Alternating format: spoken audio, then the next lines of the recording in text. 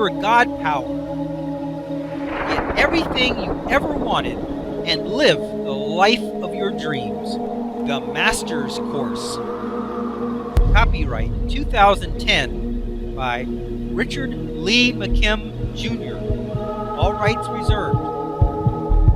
Let the quest for knowing begin.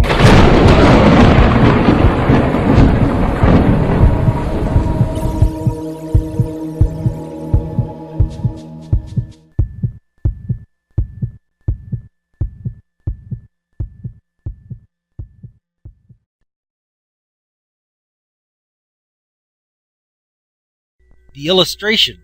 Normal reality. Okay, you have the physical meaning of the person.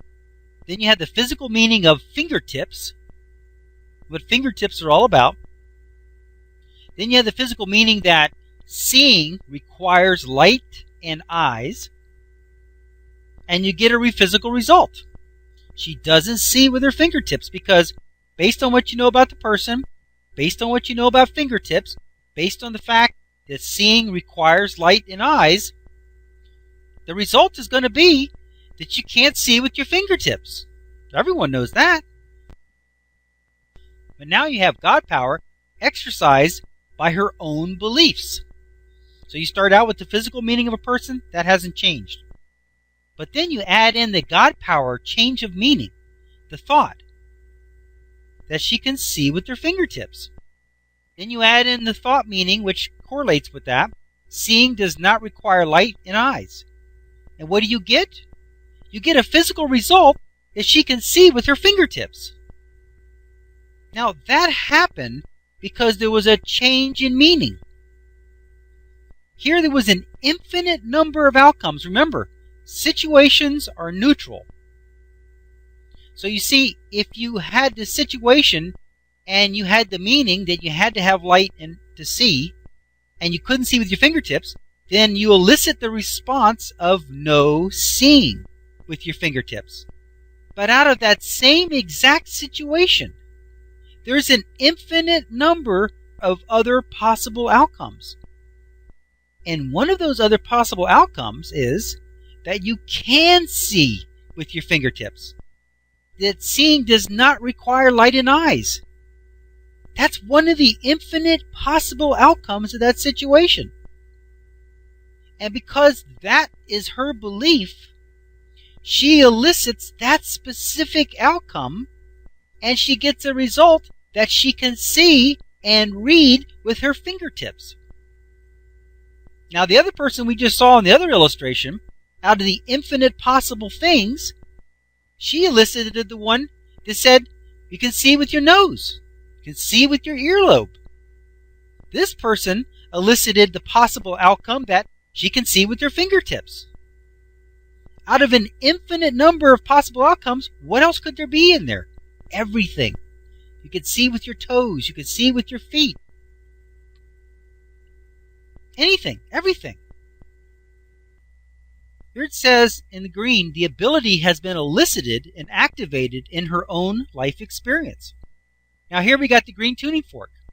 Now, the green tuning fork signifies a positive meaning, but she's thinking, I can see with my fingertips. So what is happening? She's eliciting the response of seeing with her fingertips. They tested her. They put a sheet of heated glass and put the newspaper under it. Put her fingers over top of it, and she could see through the heated glass with her fingertips and read the newspaper. Is that amazing or what? How can that be if our bodies are physical mechanisms with physical systems that are really working and not just a work of art? Then how can light go through the tips of your fingers, hit some sort of a photoreceptor, connect to some sort of an optical nerve that connects to the part of the brain that has the vision, and see? It's impossible. Can't be done. It is impossible. You don't have the physical mechanism in your fingertips to see. And yet, she can see. So it's got to be that it's not a physical process. It's got to be that it's not really going on in the fingertips. And if it's not really going on in the fingertips, doesn't that lead you to believe that possibly it's not really going on in the eyes? That it's not really going on at all? It's only being represented there. Now here it says the red tuning forks or vibrations are low frequency meanings. They resonate and elicit all the things that will match them. She could have been thinking, I can't do it. And so she would have been eliciting those things, which would have been those vibrations, those results. Those are the results that say you cannot.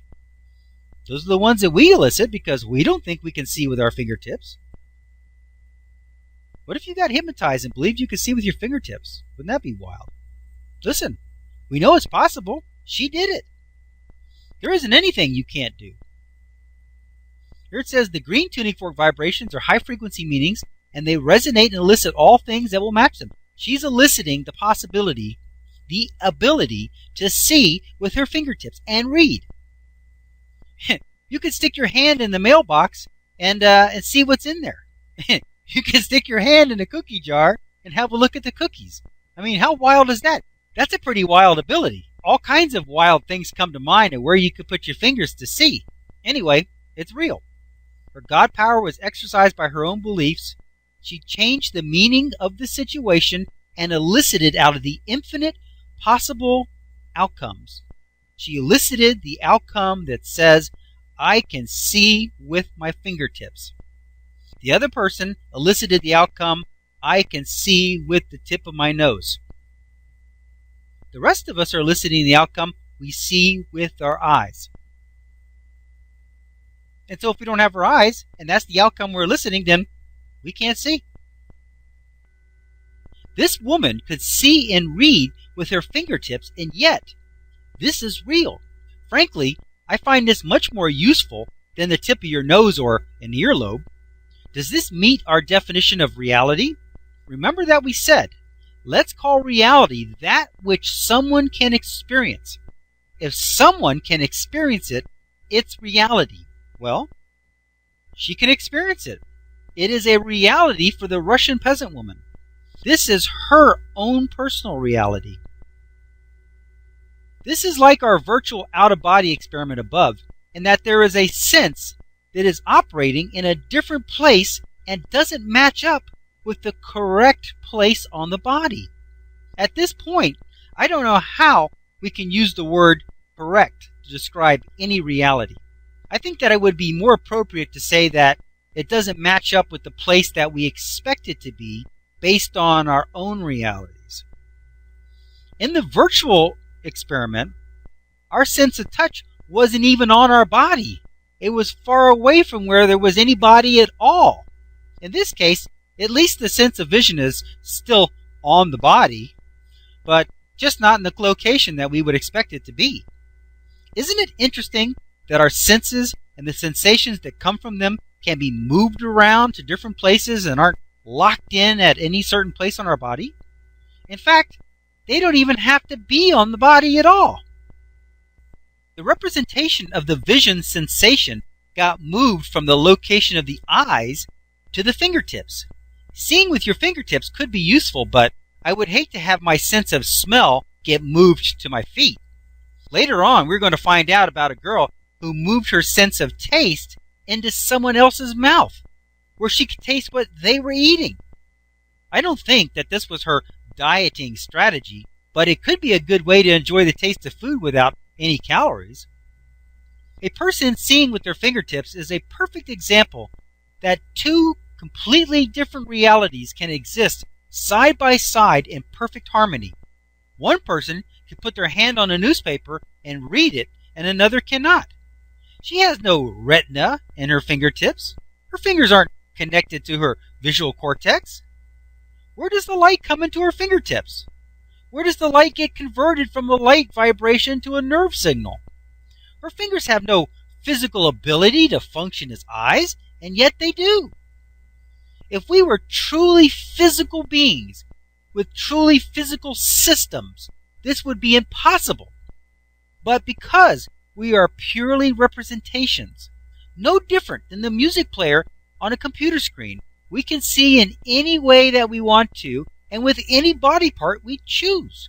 On the computer music player, we could have the power button or the volume switch moved to a different place and it would still work just fine.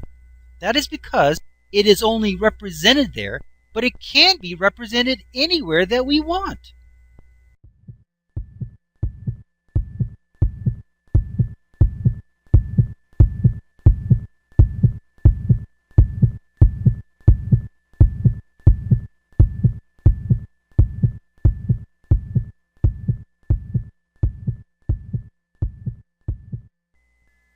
To continue, go to How to Use Your God Power, chapter number 10, segment number 14. Let your quest for knowing continue.